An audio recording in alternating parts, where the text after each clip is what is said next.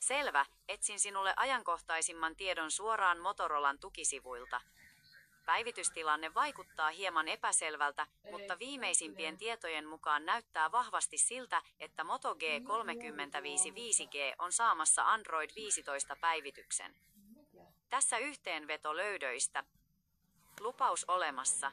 Useat lähteet ja päivitysseurantapalvelut mainitsevat, että Motorola on luvannut Android 15 Moto G35 ja sen pitäisi olla laitteen viimeinen suuri Android-versiopäivitys.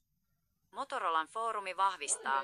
Motorolan, Lenovon yhteisöfoorumilla yhtiön tukihenkilö on vahvistanut että Moto G35 5G on saamassa Android 15 päivityksen ja että se on tällä hetkellä beta-testauksessa Huomaa, että samassa keskustelussa on myös käyttäjiä, jotka kyseenalaistavat päivityksen, mikä selittää ristiriitaista tietoa.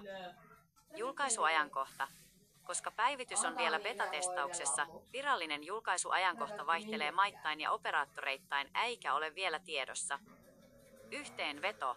Vaikka tiedot ovat olleet ristiriitaisia, Motorolan virallinen tuki on vahvistanut, että Android 15 on tulossa Moto G35 5G-malliin.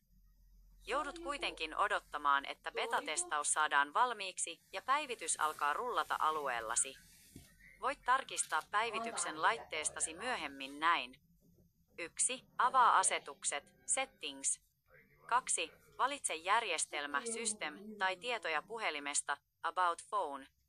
3. Valitse järjestelmäpäivitykset, system updates tai ohjelmistopäivitys, software update. Kyllä se Android 15 päivitys kuitenkin on tulossa, vaikka ensin sanottiin, että ei. Motorolan edustaja on vahvistanut, että Android 15 päivitys olisi kuitenkin tulossa.